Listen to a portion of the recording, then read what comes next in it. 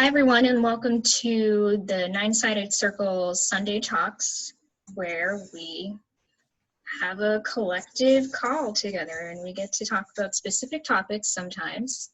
Today, we're going to discuss tips and tricks for the modern plague, getting through and surviving the modern plague.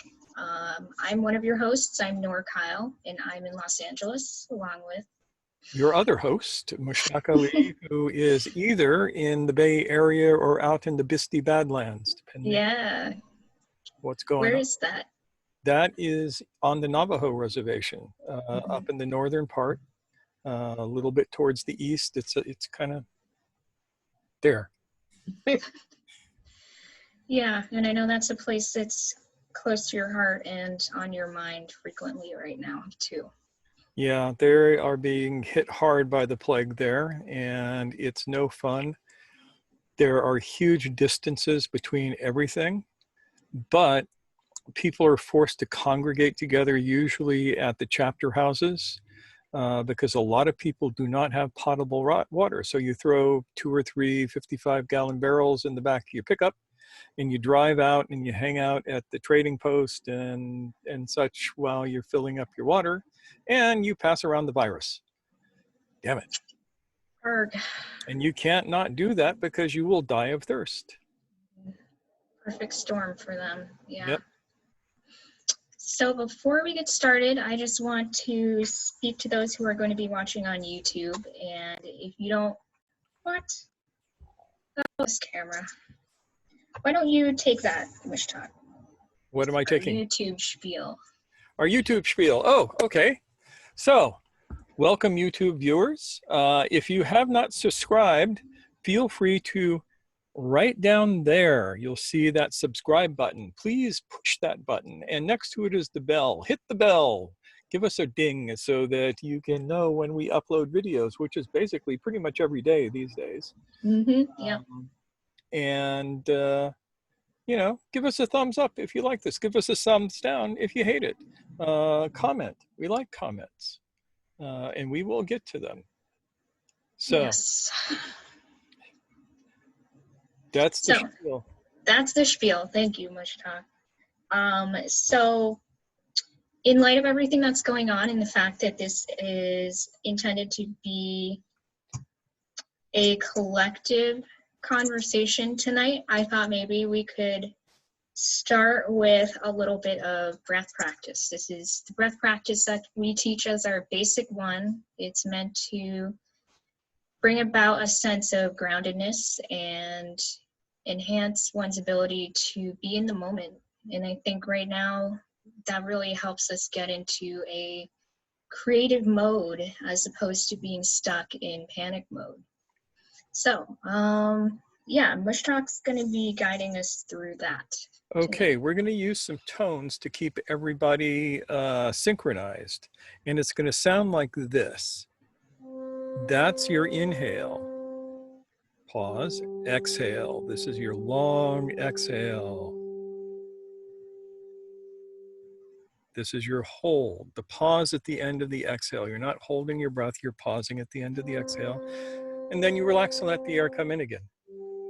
So that's what it sounds like. Did everybody hear that? Did anybody not hear that? Okay, everybody heard that. Good. In that case, we're going to start this. We have the inhale coming first. So you can just let the air in. Long exhale. Name them as we go too. Okay. Just a couple times, yeah. All right. Inhale. Exhale.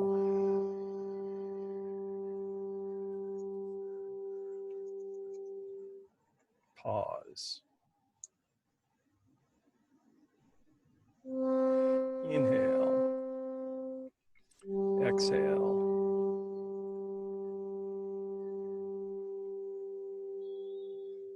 Pause.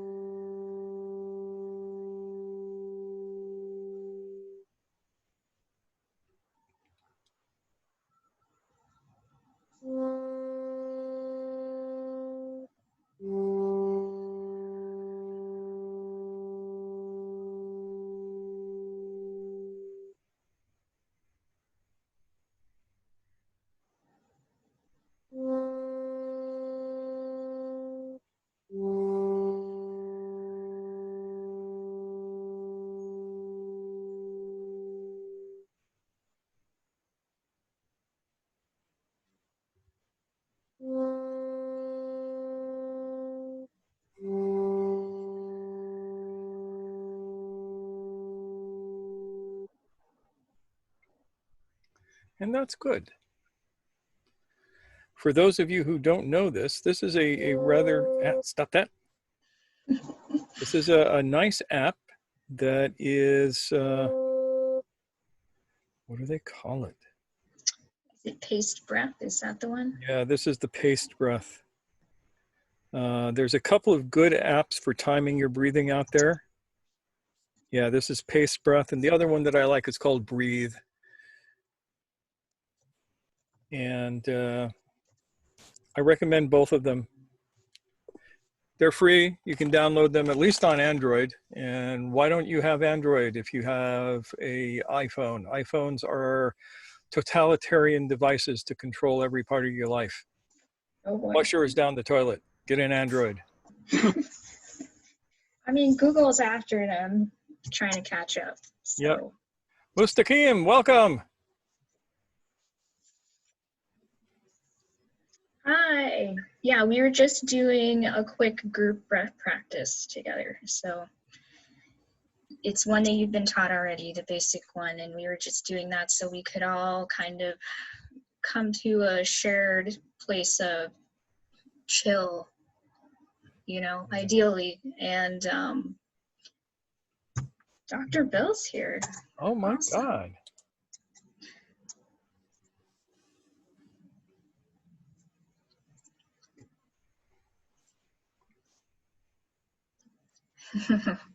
Hopefully he's there. Cool. He'll get in. Yeah. Zoom. Zoom.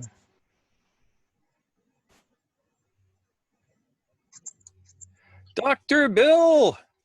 Aaron says successfully chilled. Yes. Yes. This will be even better with Bill here because he will have lots of good advice for us. Yeah, I'm glad he's here too. Hopefully he can. For those of you who do not know Dr. Bill, he is a physician who works out of Florida.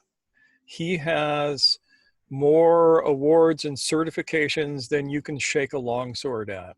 The guy is a top-notch ER doc, though he's sort of been taking wound care for the last year or so as his specialty, taking a little relaxation, and is working diligently with the COVID-19 crisis in his neck of the woods. So it is great to have him here. We're probably going to make him tell us important things and see what we can come up with. But anyway, back to Noor. Yeah, back to me. Yeah, I just, I'm glad you all are here because I feel like it's really nice to have this time together. And this is a more unstructured session than we're used to because we wanted it to be collective brainstorming, you know? So, yeah. And this session is brought to you by Cherie. This was her idea. Hate it, blame her, but if you love it, we'll take the credit.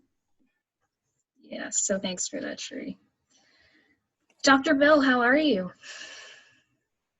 Tolerably well, thank you. And yourself? Doing okay. I'm taking it easy today. Good, good. Yeah. Yeah. I took the liberty of giving you a brief introduction. I don't know if you caught any of it.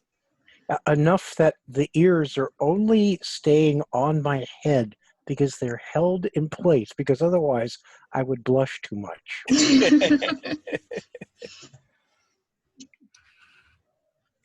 How are things going where you are, Dr. Bill? Well, we're waiting. Yeah. Florida's curve is assumed to be starting later than many other parts of the United States, and it's assumed that whatever peak we see, we will see actually at the end of May into June. Mm. But there's an awful lot to be. It's not so much that I want you to take most of this with a grain of salt. I think a fairly large salt lick would be better. there's so many places I can jump off from here. Whatever calls to you. Well, fortunately, I've eaten dinner, so not my tummy. Mm, So right now, I spoke of the curve a little while ago, and those of you who have been following with any kind of attention to the various predictive curves could be forgiven if you've torn your hair out to just about the point where you look like me. Because the information is contradictory, the interpretation that's being put out on the general media is contradictory, and frankly, most of it is just not helpful, and some of it's just downright crap. mm-hmm. So, in no particular order, curves are not oracles, okay? And everybody, no, not true, not everybody, but large proportions of the people who are commenting on the curves and trying to make some sense of them or make them do what they want to or speak to how they want to are treating them as if they are oracles. These are probability curves. These are if-then statements. And what's not entirely clear is that there's a second if buried on the first. At the simplest level, if you do nothing, it's likely to look like this. And that's horrible and that's awful, so maybe we should do something. If we don't, then we will is not the same as, oh my God, we will. Right. So that's step one. But step 0 is to understand that most of the information being used to calculate these curves is a scientific wild-ass guess. Okay? For whatever reason, and I don't propose to comment on it today, large amounts of potentially vital information were not made available to the world medical community for anywhere from 40 to 120 days. So we are playing catch up with information which has to be assumed is suspect at the first 4 or 5 or 6 announced pieces of information, because they were derived from statistics that were publicly available, not statistics that likely reflected what actually was going on. So only now, as we are starting to get statistics from somewhat more reliable sources, can we start to refine those curves somewhat. Another thing we're seeing is something that actually some epidemiologists were predicting a decade ago and more, which is that all these curves don't get the predicted hospitalization and the predicted illness right. What they do get right is the most reliable number in early pandemics, and that is the number of people who actually contract the disease and die of it. This is the hardest one to fudge. If you have a test that tests whether you've just been infected, and that test has been rushed to market, it's going to have a significant proportion of false positives as well as false negatives. The false negatives mean anybody with a false negative test is going around spraying people with the virus. Right. Yes. I think that's something that's become abundantly clear. Yeah. Is an issue at this point. Yeah. But the false positives mean that the data you do have is inaccurate in terms of how many people you think are infected. Mm-hmm. Nobody is absolutely sure, but the first generation of COVID-19 testing is felt by some epidemiologists to be about 30% false positive and 30% false negative. Dang. Those are hugely unhelpful numbers if you're trying to make sense of things. Just a minute, that is one of my animals. I was curious what that sound Scraping might be. confetti, you get out of here. Ow. Out you mooch. Ta-ta-ta-ta-ta-ta. Confetti wants to participate. Well, yes, but confetti's participating by scraping a bowl along the floor. That doesn't much. No, it doesn't. So again, when you can't trust the tests you've got to give you an indication, you got a problem. The second and third generation of tests, which are going to test for antibodies, we know you've been exposed because you've generated antibodies to this specific virus, should be more helpful, but one, they're going to be lagging indicators. Right, yeah. It's a little late by then. Yeah. Two, they still don't tell you some very important information. Preliminary studies, again, from the very, very early amounts of antibody testing that are being done, suggest that as many as 1/3 of the people who have antibodies at all have them at very low levels. If coronavirus 19 behaves like other coronaviruses and other infectious viruses that we do antibody testing on, low volumes, low antibody titers, levels, mean that that person was exposed and may have had an infection and may not be infected today, but is probably not immune. This may be a reason for the thing that many, many people are reporting by anecdote, where people get sick, they rally, they get better, and then they, quote, get it again. Yeah, like They the may, in situation fact, in Korea. yeah, they may in fact be getting it again. Or the virus may simply be fought off the first time, kind of, and then it roars back because you didn't get 100% kill. And the people who are, quote, reinfected are just having a second surge of the virus. And maybe those people will go on to have high levels of titer because they were confronted twice and to be truly immune. But what it suggests that the strategy being discussed in places like Germany, where maybe we can just roll out an antibody test and then we can give you a certificate, shades of contagion. And if you're certified to go back to work, you're safe. That's going to prove to be problematic at first.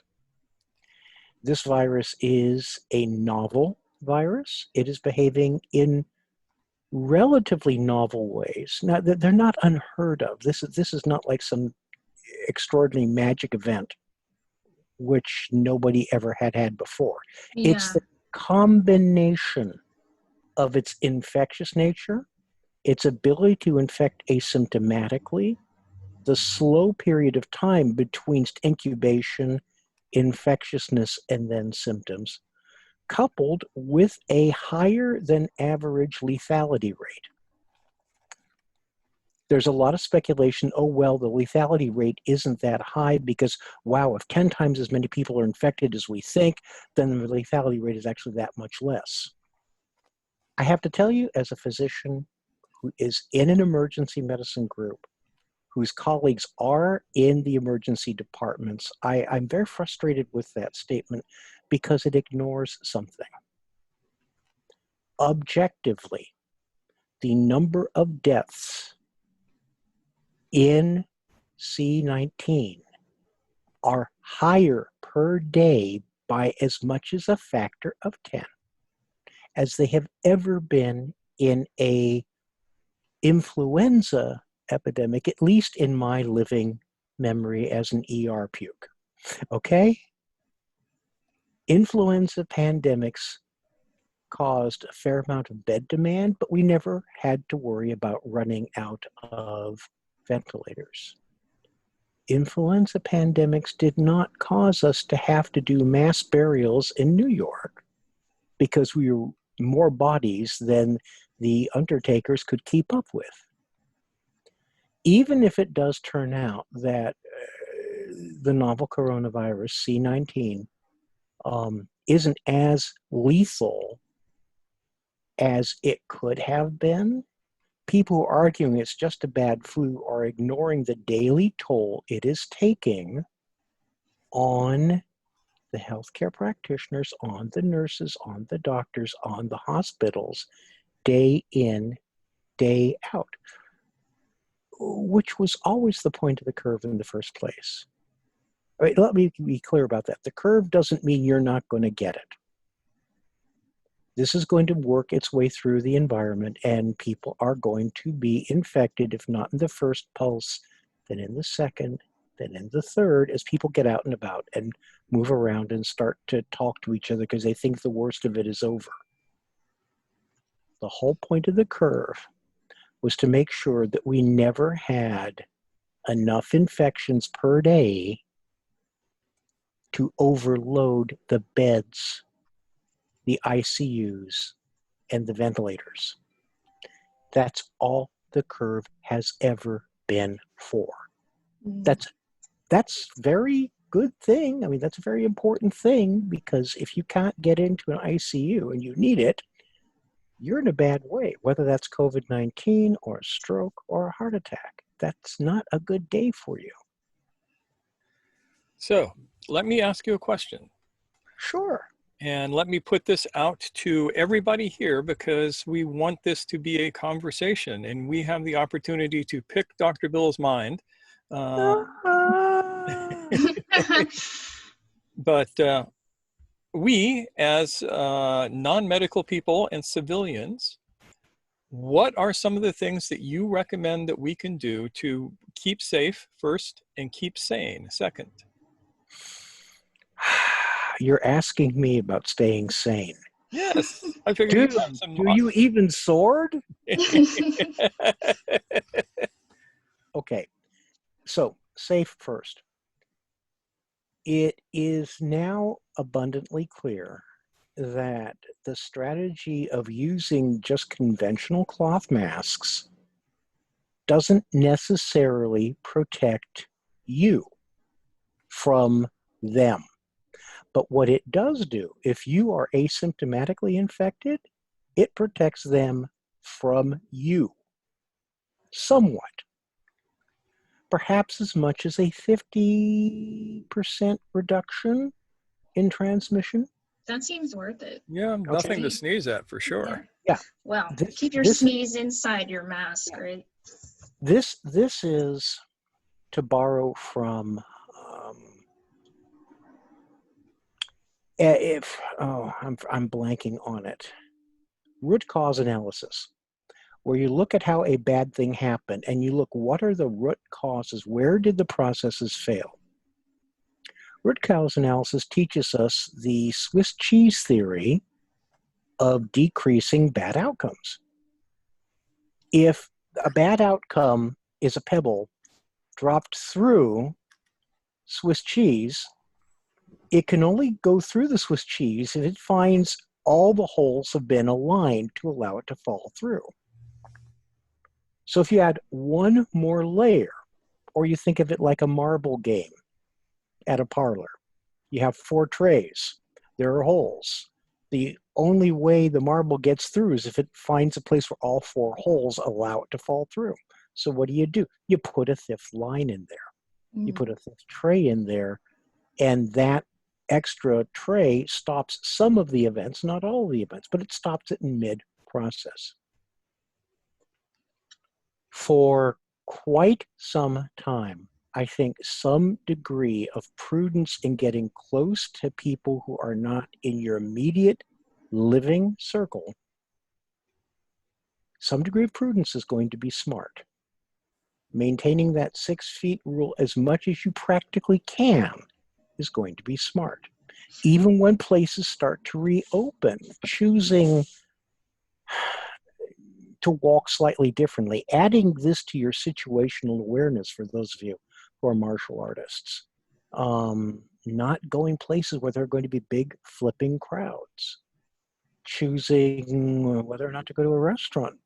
And somebody who's 25 years old may make a different choice than I will at 62 with only 1 kidney, status plus chemotherapy, and 3 operations.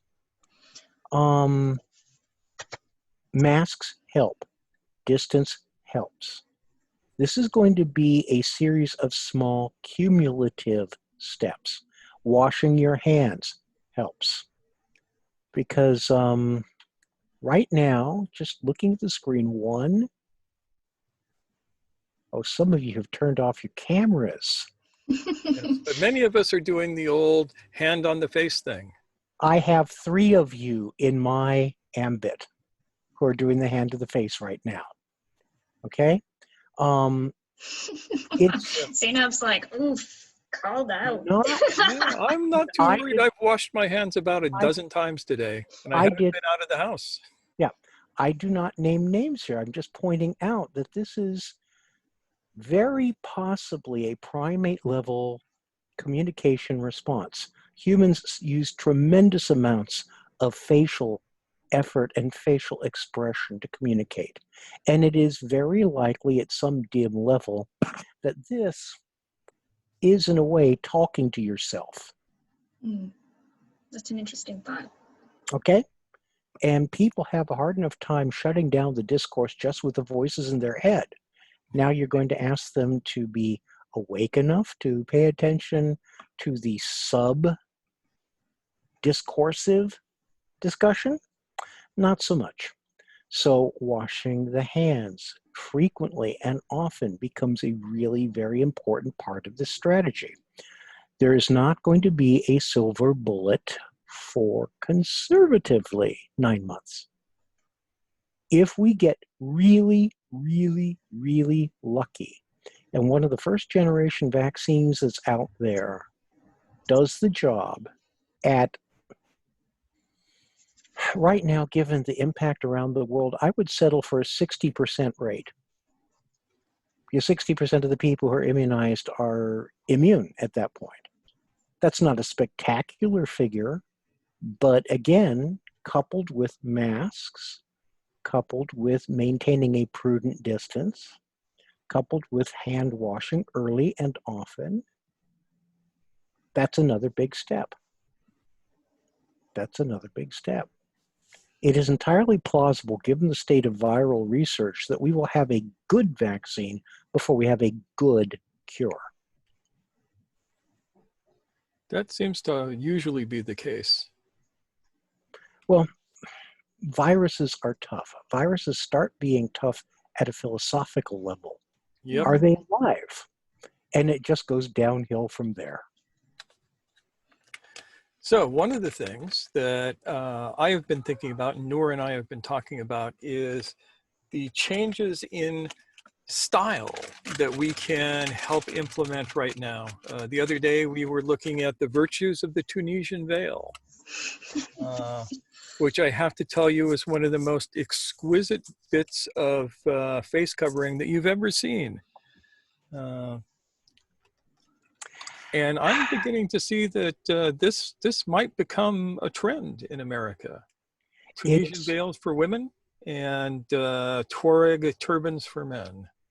It's a possibility, or you might see more scarves. The shadow might have a resurgence, which would not disappoint me at all. Me neither. Aaron says he's in agreement too. The thing about that, though, is that, and that's actually a nice segue into one of my thoughts about sanity. You know, coming from me, take it as you like, okay? But I think there is a very good virtue in being able to identify things you can do and prioritizing those over things you'd like to see happen. None of us are going to be on the cover of Time magazine anytime in the foreseeable future. Hopefully not. As a result, I tend to suspect, for better or worse, that nobody in the circle is really interested in becoming that most horrific of creatures, a social media influencer. Consequently, we may all take to wearing masks more frequently. We may integrate a HEMA or a Tuareg turban or a Tunisian veil into our personal dress codes and styles, we may enjoy the liberty that gives us the current situation, gives us to do those things where before people would scream terrorist and run around because they couldn't see half your face. Those objections are going to more or less go away, with some exceptions, but nonetheless, everybody in the circle could take to wearing it, and it wouldn't necessarily budge the culture. I think that's a thing where it's worthwhile to put a pin in that in terms of having fun with it, but I wouldn't necessarily invest my emotions in trying to make any given subset of that thing happen. Enjoy the personal freedom that the current chaos gives you to play with some of those things, and if it takes in your circle of acquaintances and spreads out, groovy. If it doesn't, yeah, you're still happier because you're wearing that. Go with it. There is a huge amount of helplessness floating around out there because people feel like they should be responsible for something, or they should do something, or something could be done if just they would make this movement, or if somebody would agree with their politics about this. And the fact of the matter is that on a day-to-day level, I suspect it is saner to become a bunch of phenomenologists and to apply some of what we've talked about in Circle from time to time and get really rigorous with it. It does not matter at your level on a day-to-day living basis whether or not this jumped from a market, was accidentally leaked from a lab, was released by the military of your choice, pick your personal enmity. None of that matters to you today, choosing when to go out, what to do, when to shop, because your behaviors are going to be the same regardless of the presumed deep cause. Get phenomenologic on it and stay in that. This is what's happening now. This is what I know can be done now. And live there. Because you will surely go bat crackers if you try to follow any single given causal thread. Oh my God, I will sleep better at night knowing that coronavirus happened because blank. Just at the most conspiratorial chaos magic level, let's stipulate for the moment. Let's have some fun on a Sunday night, right? Let's stipulate it's Archons, baby. I'm not saying it's Archons, but it's the Archons. They are playing out their massive power games, and they are running an op. Okay, so what? Unless I'm vastly mistaken, nobody in our circle has the potency to go toe-to-toe with an Archon and walk away without a big bloody nose. And frankly, if those fights are happening, they are not happening at the level of your day-to-day life, except possibly, to the extent you get pulled out of the moment, this event. That's right, Aaron. Not wanting to get sick. That's enough. Yeah. Not wanting to get sick is enough, and it's probably the only sane way to tackle this. My attitude, more or less from the beginning, has been that, yeah, that's where the focus needs to be. Sometimes we have to live with uncertainties, even when that's painfully uncomfortable.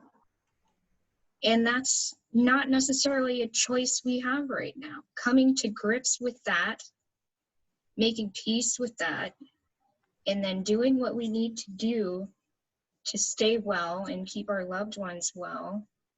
What more can we do than that? Yeah, particularly since as the joke goes, it's worse than you think. Because even when you think you're certain, you're probably only semi-accurate. Mm. This is just a terrible object lesson in that for people who haven't had to go through a severe chronic illness, a potentially lethal illness. One of the big hitters where you're stuck. You don't have the facts, and you're not going to get the facts. Exactly. Because most of it is Schrodinger's suck. Okay? Really, most of it is Schrodinger's suck. Faced with a situation like that, I mean, is realistically, most of us living our best lives, our day-to-day life, are one really bad event away from standing at the edge of a little cliff with a big wind all around us. That's just what it is. Yeah, And I think people thinking, are finally starting to realize that because of this too. some people. Oh, That's, some people, yeah. I would love to think that this will generate the Great Awakening. But what I really think you will see once we get that vaccine or that definitive cure is the great snooze button. Probably, yeah. I mean, this is Easter. This is the perfect example. You know, if you buy into Christian cosmology, Jesus rose from the dead today, bringing all sorts of wonderful things, and the entire world went, so what? Yep. Not perhaps the object lesson most people wanted to draw from the celebrations today, but it's a good one. Yes. So here's a question for everybody. Can each of you give me one thing that you are doing that is helping to keep you safe, sane, and healthy? How about you, Dave? Lay it on us. One thing, I'm doing lots of things, man. Tell me all of them. Yeah. Well, I'm very much of the opinion of what Bill was saying. I don't really share any stories about it or try and convince people otherwise. I have a room full of books and I am writing a book, so I focus on what I can do with that. What I can do homeschooling my daughter and helping around and trying to stay out of the masses when I go out shopping. And practically, I'm doing the practices I have. I'm playing around with exercises. I'm doing some online work with people, giving them creativity exercises involving going through their 9 favorite books again with a pencil and trying to pull out what inspired them for that. And then there's a series of other exercises from there, and on and on and on and on and on. That works. Ooh, yeah.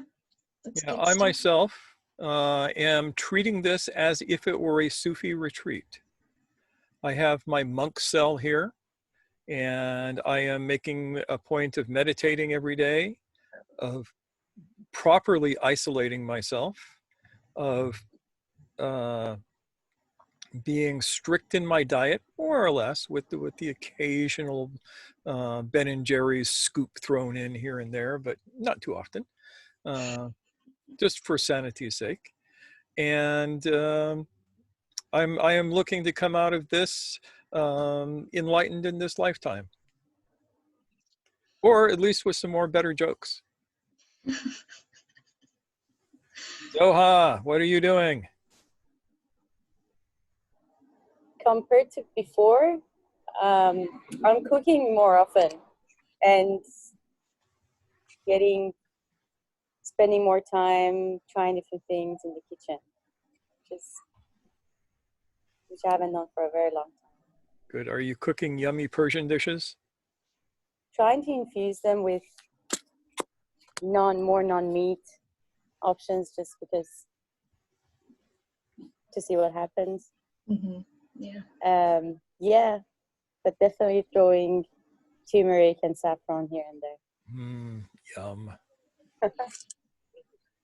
Yeah. And I'm doing my homeworks. I certainly hope so. Nancy, tell Yeah, us. Nancy.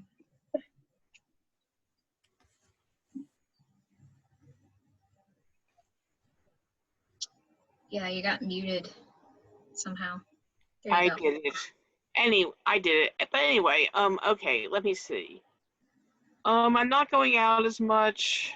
I'm eating fewer carbs because I am less exposed to temptation. Mm-hmm. I'm doing some qigong, which is better than none, and likewise some meditation. I'm washing my hands more. I've got a scarf. I wear it when I go out. You know, it hasn't been huge changes, and it hasn't been extremely meticulous. I'm also, you know, working on being relatively sane, which Yeah. doesn't include not getting involved in conspiracy theories, because, you know, now that I think about it, there's very little I can do to control the federal government, and less that I can do to control the Chinese government. Yeah, I mean, that's certainly true. And you're right in saying that staying, you know, staying sane is work in and of itself. So it's not surprising to hear that people are perhaps doing less than they normally do. This is a complete upset in our day-to-day, and that's to be expected. And I don't think anyone should be chastised for that. Everybody here is, to a certain extent, swimming in the same waters I swam in a couple of years ago at the depths of my cancer.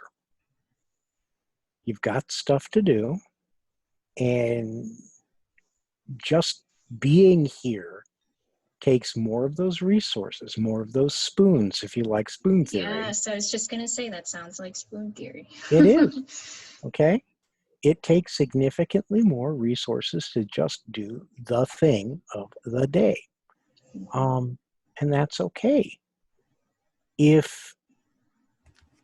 mean, that's okay. The knowledge at the end of the day that I got X, Y, and Z done, and I wanted to do more, but I did get this done, let that suffice.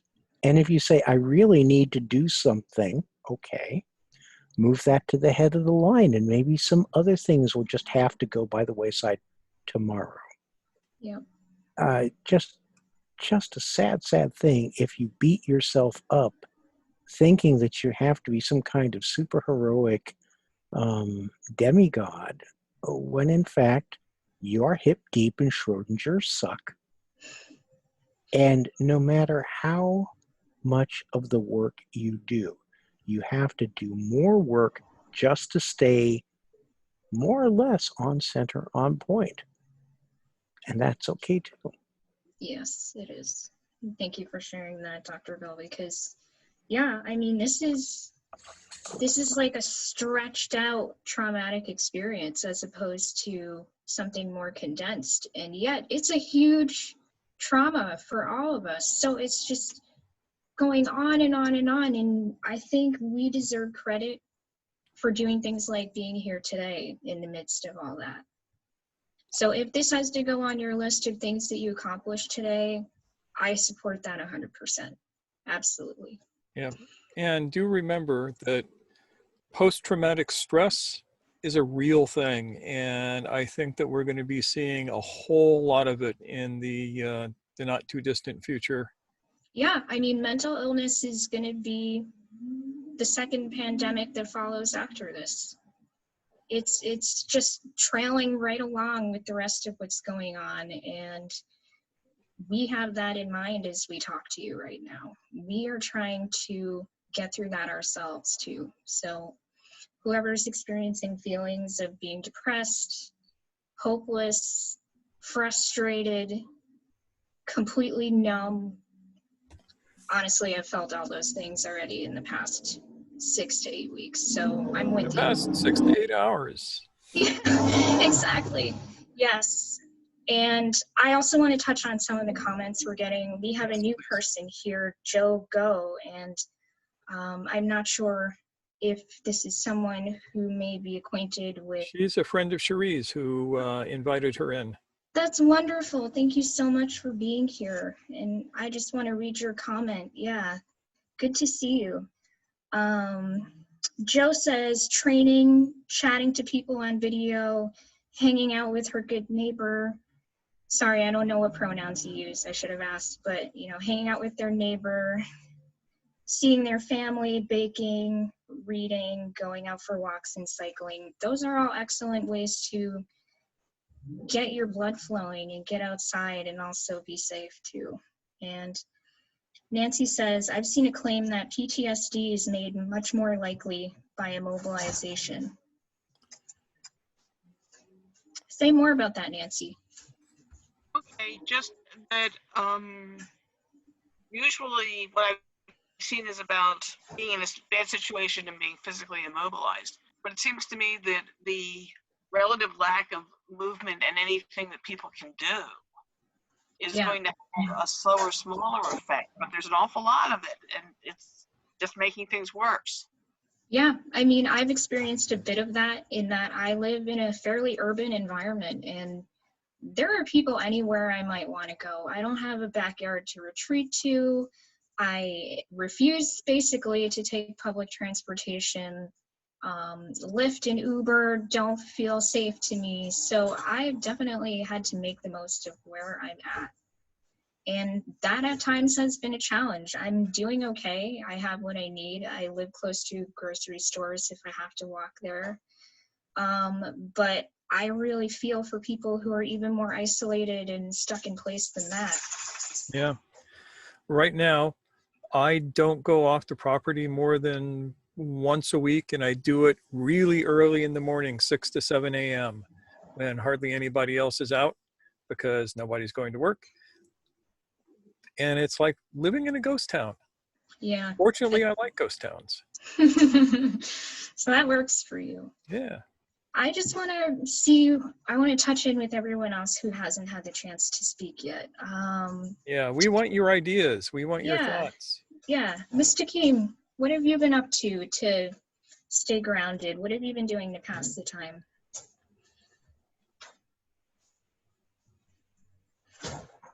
He says, staying at home mostly, mask when he's out, keeping distance when out, washing hands more, especially when going back home, some exercises, and eating more fruits. All good things. Yeah. What have you been doing for fun? Nothing? You haven't been doing anything? He's just gotten married. He doesn't need to do anything for fun. Oh, I see. He has fun built into his life now. I see. Well, that's definitely thumbs up to that. Okay, so has Zainab chimed in yet? She has not. Zainab, give us a tip for staying sane. Doing creative stuff.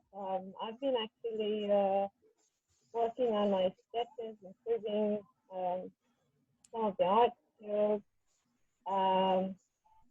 It feels like I like the term retreat. It's not to like want to do everything, as Dr. Bill said, being on the top of everything and making it a big impact, but step by step building the skills that I always wanted to do. Being inside, but being creative at the same time. Mm-hmm. Yeah. What are you doing with your kids? Good. Sometimes it's too much, but it's nice to see how one activity can lead to another without wanting to teach something specific. It comes into the daily practice. Well, I do a lot of art and drawing, and for some reason they like to do that as well, which is good. That's great. You can share that, yeah. Yeah, and I can improve my own skills when I'm teaching them. So it's a small starting, building up a small community first with the family. That's awesome. That's Good. great. And Cherie, the person I've been waiting for. Sorry about all the noise. There's a lot going on. I'm here. Give us some ideas. Well, I'm a typical girl that really likes stationery, and I collect lots of cards and lots of bits of paper. So I have been writing cards and posting them for giving thanks to people about a particular thing they've done for me, the support that I've received, the love that I've received, and actually doing that physical writing and posting something.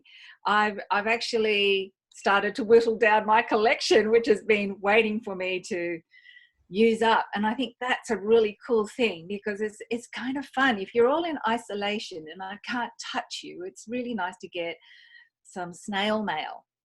And by the time it gets to you, there's nothing alive on it. So that's not a bad thing. And so I've been enjoying that, you know, and I've got texters here. Instead of writing it in normal pen, I write it with a colorful pen, and I'm using the stamps that I've had waiting for I don't know how long. And so that's been a really fun activity, and it makes me think, how did you touch me? So I put that down on paper, and it doesn't have to be very long, but it's a really fun thing to do. And if you want to, you know, work on your PTSD and keep it at bay, think outside yourself how you could touch someone like that. And that's been really fun. So I've been doing that, doing cooking, doing breath practice, all the usual things. And because I live on a landscape nursery, I've been doing a lot of pruning, and we've got something called the Mountain of Despair, which is probably one of the biggest compost heaps I've ever seen. You need to process all the branches and stuff. So I've got this really cool mulcher, and I'll go out there for a few hours and do that, and notice how beautiful the shape of a leaf is, the single petal that falls off a flower, and just noticing things and how they smell and how rich and vibrant my environment is. I am truly grateful that I'm not stuck inside just a house or an apartment. I can go outside. My yard is great like that, you know, and I'm thinking that if I was in an apartment, I would be doing lots of pot plants and finding how to feed myself in a small space. There's creative. You know, here in the States, pot plants has a totally different meaning. That too, but what do you call those little plants in containers then? Potted plants. Potted plants. Yes. Potted, that's very posh. Yes. Potted vegetation. Edible.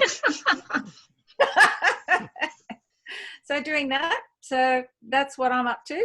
And the practice that I have with Ken, you know, we always say 3 gratitudes every day, every day without fail, to each other, and try to make them different every day, because you can become unconscious very quickly.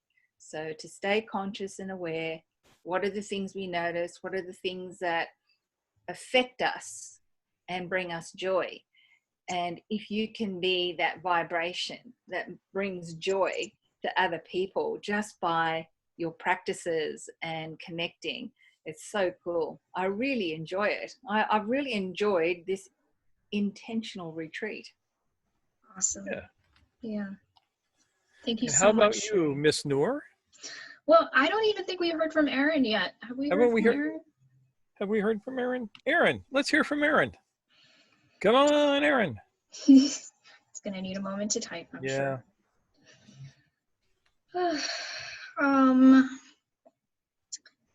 Well, for myself, I don't think I've eaten food from outside the house in quite some time now. I think there may be a couple times when my roommates brought food home, maybe. But yeah, I mean, I haven't been to one, no takeout, nothing like that. And that's been interesting because I haven't even really had the desire to do that. I guess it's just so I have this focus on using what's here, and if I need something out of the house, I try to put it off so I can make my visits to the grocery store less frequent. And that's one thing that's definitely been making me feel safer, but it also makes me feel like I'm making the most of my home, if that makes sense. Using the kitchen, taking advantage of our giant fridge and things like that. It's just so nice to know I have enough food if I really need it here. And that feels like a huge thing to be grateful for right now. Because before, I had a tiny fridge and I didn't necessarily have that comfort before, and now I do. So I appreciate that a lot. And other than that, reading books, watching Netflix, just as Mustaqim has. My roommate has the dog she shares with her partner here to visit, so that's been fun spending time with Batman. And keeping in touch with friends, getting in touch with friends that I had lost contact with, things like that. And also just feeling the feels. I feel like that's been really important to me at this time. Just making space for the discomfort when it comes up. Feeling the happy feelings, like knowing that LA's pollution level has dropped significantly as a result of this. I mean, it's fascinating to just see that ebb and flow of like seeing the, I don't want to, I mean, some people feel really uncomfortable with saying the good in this, so I hope we all understand what I mean. Yeah, when I say that there's a lot of joy in this in some ways. Yeah, who would have known that LA was surrounded by mountains? Yeah, so I mean, there's a lot of sorrow and a lot of joy for me in this experience. And I think getting in touch with those deep feelings has been really powerful. Okay. Aaron says, I've been getting outside as much as the weather has let me.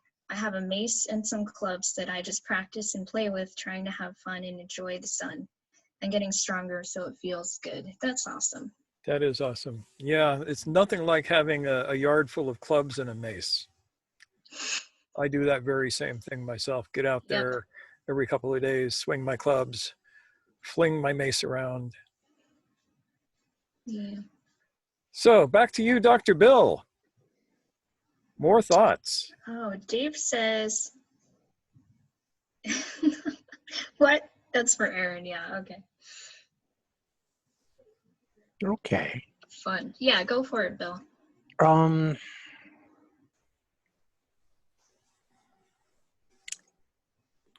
My personal being short on spoons is I'm fairly sure I had one or two other thoughts, and they just haven't shaken out at the moment. We've talked about the limitations of curves. The thing I really wanted more than any other single thing to get out tonight for people is not to get stuck in trying to second guess what happened to make this happen. Yeah, it doesn't mean you have to be uncritically accepting of anybody's story. It doesn't mean you have to give up being engaged in the governance where you live, however that works. Have a lovely, Zola. Yeah, Zoha says, it was a pleasant talk today. I feel much inspired. I'm leaving early. Thanks, everyone. Thanks for being here. Bye, Zoha. We'll see you soon. Take care. Bye-bye. So let you ask me questions directly. Get a tame doctor with lots of thoughts about the beast. Okay. I have What do you a got? couple of questions. One is, how much is too much? I see people here walking around in hazmat suits, and so I question the efficacy of that. Well, I guess it depends on how you feel about heat stroke. Okay. the spread of this virus is primarily spread along social networks, not the electronic ones, but the real ones. This has some implications.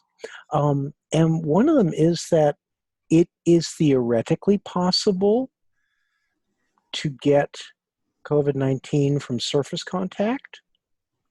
But to be honest, that's bloody nonsense. You're not likely to. Because if that were the case, we would see an entirely different pattern of spread. It would be all to hell over Robin Hood's barn. It would be like Edwardians tracing a cholera epidemic before they understood the role of bad water. You couldn't do case contacts, it just showed up everywhere simultaneously. We're not seeing this. There is a definite progression, and the progression is what we would expect for a predominantly airborne virus. So hazmat suits, I mean, this is not a nerve agent. This is not chemical warfare agent that's going to seep in through your skin and get you. This is a respiratory issue. So to wear a hazmat suit is probably ludicrous. If you are out in the general environment, the 6-foot rule and a decent cloth mask is probably enough on average. Again, somebody with autoimmune disorder may want to take more precautions about going out earlier and minimizing their exposure to people even more.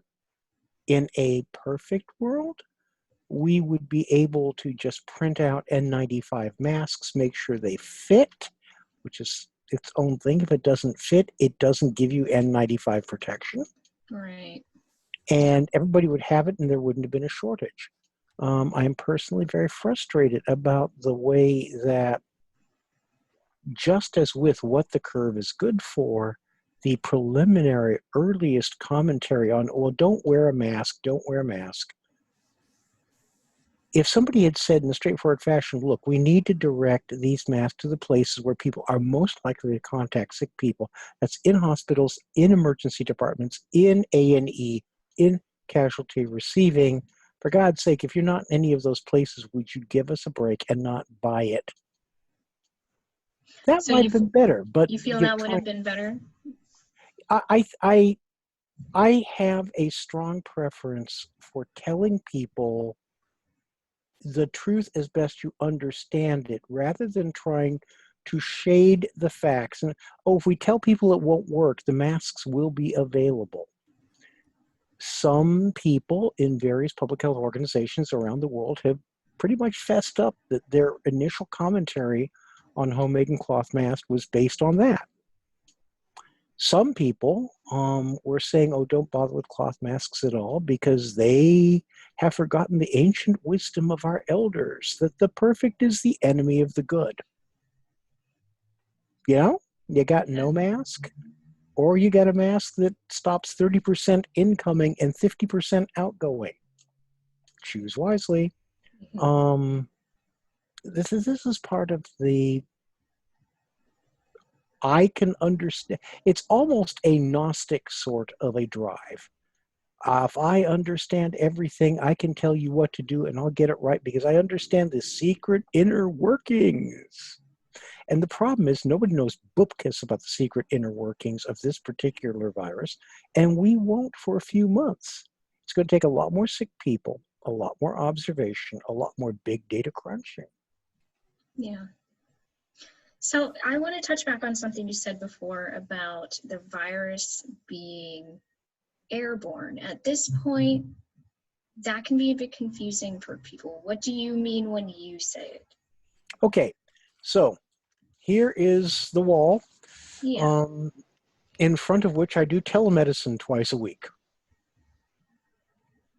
Even if this were a public venue, I'm not too worried about picking it up from touching things. Okay? However, if I do have people coming up, shaking hands, touching, then I touch, and then it gets to here. And this is where the fun comes in. And this is why the hand washing is important. I'm not so worried about you picking up something off of a doorknob. I am more worried about somebody sneezing at you or coughing and spattering your hand. And then you go to say, does that person have C19? Well, if they do, guess what? You probably do now too. Yippee! Yeah. The virus is primarily respiratory in nature. Yes, we do see it attacking other organ systems out at the second and the third orders of effect. But it likes to go to the upper respiratory, lower respiratory lungs. That's where it does the bulk of its dirty work. So somebody breathes out who has COVID-19 in their system. There is some controversy about whether or not it's droplet, big moist particles, aerosol, Like tiny when you moist cough. particles. Yeah, this is kind of exactly what I was wanting to ask you about. Like large Okay. droplets when sneezing or coughing, we can visualize that. But then we also have like the moisture from our breath and things like that. And there's been some confusion about that. And so far, That's because there is some confusion, yeah. because we don't know enough. I'm going to go out on a limb, and this is a scientific wild ass guess. But again, the virus appears to be propagating in a fashion that is more like social contacts and less like nerve gas. If it were on the breath, but just like diffusely, as opposed to needing droplets or aerosol, I would expect wider, more diffuse infection patterns around people. Contact tracing would be absolutely impossible, as opposed to just doggone difficult. Mm. And again, Aaron, yes, how long the material lingers in the air is of some concern, but I frankly think it's a theoretical concern. I think if you are maintaining the 6-foot rule and you keep a facial mask on of some sort and you limit your contacts, if there's some virus floating by, you're probably going to get it at a low enough load that you may never even notice it. Yeah. And then the big deal is, even if that infects you and you don't just kill it entirely, then wear the mask so you don't give it to somebody else. There's a big difference. And again, clinicians, physicians, biomedical scientists talk about this stuff among each other, and they assume that everybody understands. They're talking about, hey, this is an interesting test case, not, hey, this is the way things likely are. So in your low density area, Aaron, surface transmission is really, frankly, probably not a big problem. At least, okay, let me be very careful. The evidence we have based on the way we're seeing patterns of transmission doesn't argue for it having a very efficient surface spread, touch stuff spread. It really is behaving in patterns of propagation as you do case tracing, which is far more consistent with respiratory spread. Now, the nice thing about that is, if you're meticulous about your hand washing, you're fine. Because again, the point of entry The mucous membranes, yeah. is your breathing apparatus. It's not going to go in your eye. It's not going to go through your skin like several of the less pleasant nerve gases of the 20th century. It's got to get to here. And how does it get to here if it's on the surface? So the face mask keeps you from giving it to somebody else, but that also puts one layer between your mouth and actually being touched. Washing your hands frequently, often, 20 seconds a pop. Okay, Is it theoretically possible, Dave, that cuts, wounds, and might transmit the virus into the bloodstream? It is theoretically possible. But then the question is, does that give the virus sufficient purchase to take hold where it appears to prefer to live, which is in the respiratory system? There is no particular amount of evidence to suggest it's a blood-borne pathogen at this time. This is why blood banks have not shut down donations. If C19 were blood-borne, you would see a moratorium on donations until we could figure out how to rigorously test for it. 5 minutes, turn around, and done. That's Just a as it did. terrifying thought.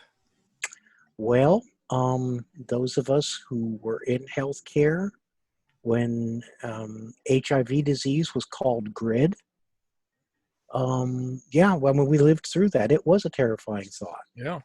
There are tons of hemophiliacs and people who had big-time abdominal surgery whom were horrified to find out they had HIV disease because it was efficiently bloodborne.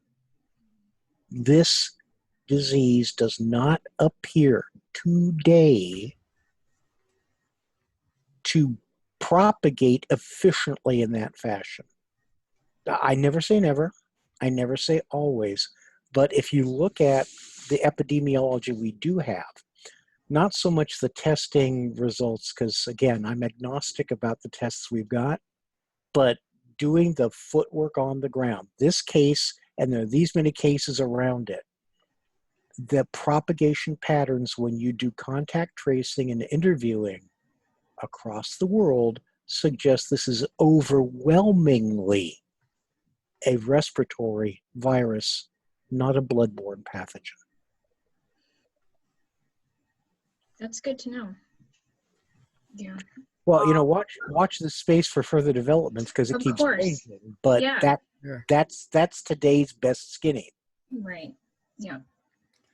So how about the usefulness of surgical gloves or nitrile gloves or anything like that, especially if you don't know how to use them properly? Can we put a pin in that? I think Nancy had a question. Yes. Sure. Oh, What's up, thank you. Nancy? Yeah. Just wondering about face coverings that aren't masks, you know, shamocks and bandanas and that kind of thing.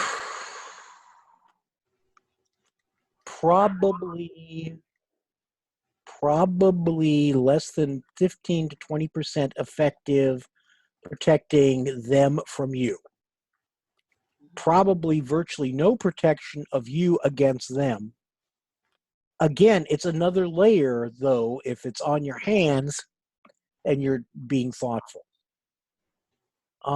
That isn't to say, however, that we couldn't see, for example, cowls and chamois woven with a pocket that you could drop in a filter. So you would get you'd take the chamois, you'd take it up tight to here, and you'd make sure that the pocket that had the filter sat right there. And that would improve it somewhat.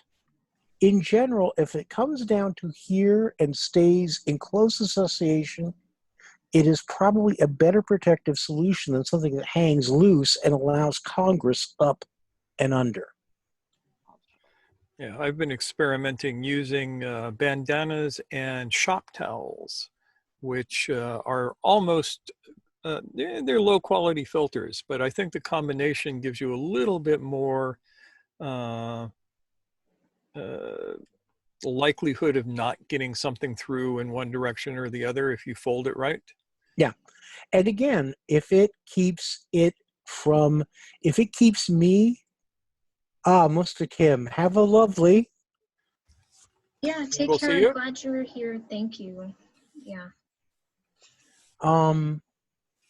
Again, non-N95 masks are more for protecting you from your own hand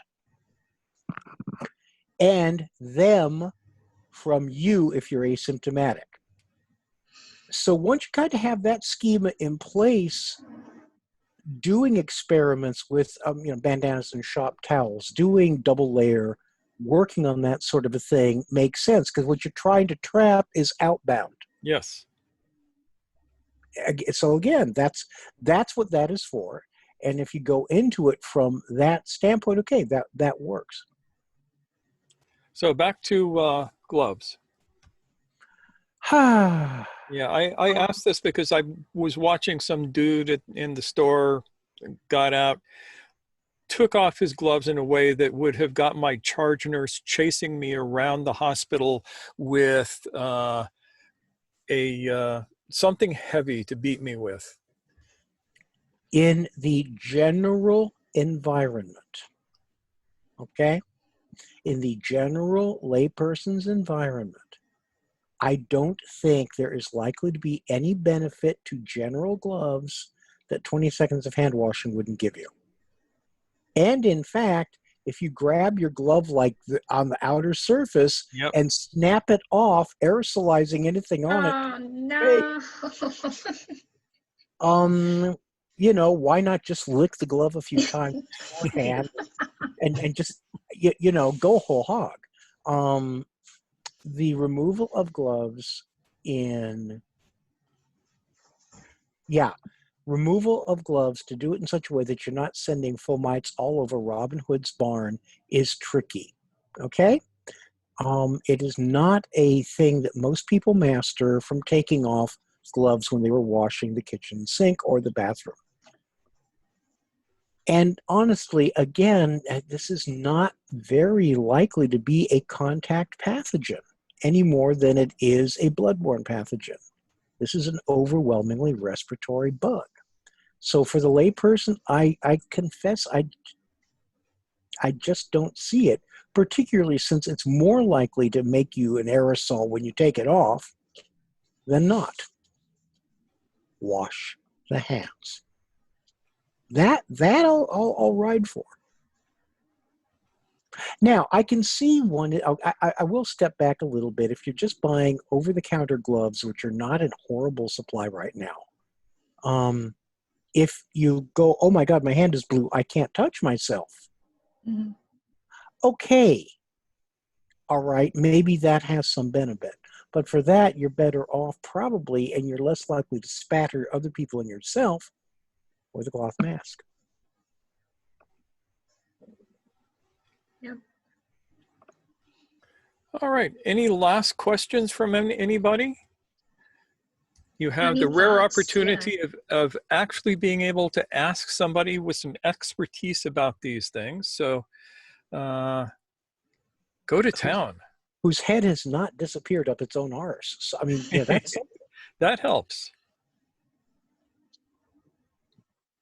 What's the wackiest tip you've ever heard that made you laugh out loud? Oh, the wackiest tip about C19? Yeah. I have to confess, I haven't done much laughing about that. The closest thing to a rueful laugh I got was the poor idiots who were taking large doses of a fish tank material because the putative agent in there was supposed to be closely related to hydroxychloroquine, and hence they thought it would be okay. Oh, Narrator's voice. Lord. They were not okay. Like DEAD. Dead, as we say in the South. Killed him deader than yesterday's news. And that got a chuckle out of me from kind of a Darwinist approach, you know? One of my personal failure modes, and I had noticed this during my late great travail, is past a certain point, my humor gets either bleakly dark or non-existent when I'm feeling a little tightly pressed. So if I tell you I haven't laughed very much, I'm narking myself out. This is a hard time. I'm very glad not to be in the emergency department.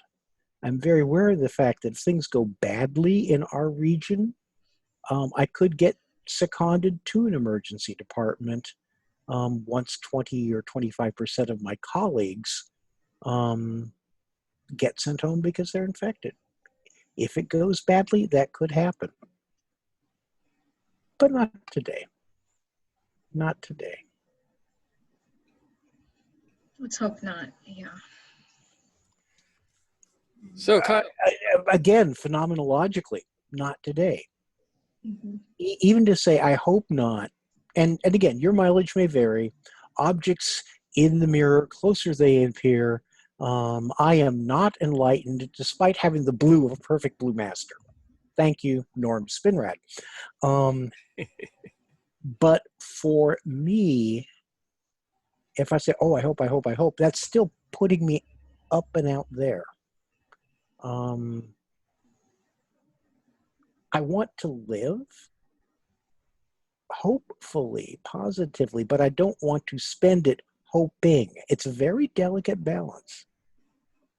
If I'm going to get through this and have half the marbles I still have left,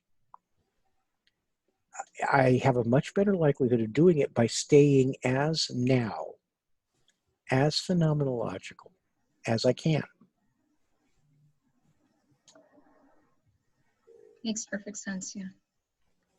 Oh God, I hope not. That's terrifying. Next, you're going to tell me I'm a good example. Oh God, no. The question is, a good example of what? I know.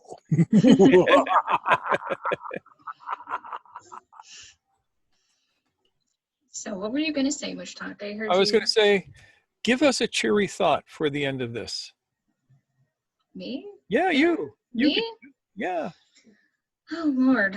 I don't know. I think I say this a lot lately, but I feel such gratitude that we can all be here together and that all of us, God, thankfully we are doing okay. And that's such a beautiful thing right now to be able to say that.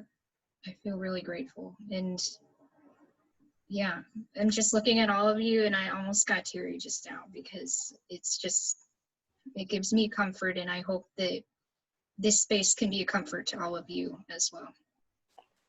Yeah, I have to second that. One of the things that will get us through this is community, and this is a great community.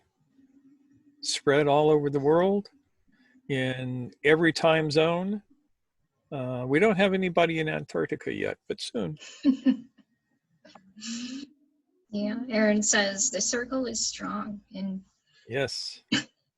Yeah. So we have gone quite a ways over tonight, which is a good thing. But I will, I guess I will say good night to all of you. And a big special thank you to Dr. Bill for coming and helping us out with this material. We've been wanting to do something like this for a while, and I'm glad that it worked. Me too. Or, for those of you who speak Spanish, yes. or for those of you who would like some more diversity in your fandom. Yes. So there we go. Yeah. Thank you so much for being here, Jogo. It's always nice to have a new person join us. And yeah, I mean, your presence here is entirely welcome. And if you'd love to come again, we'd be happy to have you. So yeah, it's been great to see you, and I hope we get to know you a little bit better. And So no matter what they tell you, the hairdo is optional. Only for some of us. Yeah. All right, so I think we're going to wrap it up for this session, but we will be here every day doing our daily videos and on Sundays doing our talks, and nothing will change that as far as, if we have any say, that's how it's going to be. Yep. So hang in there, and we'll see you next time.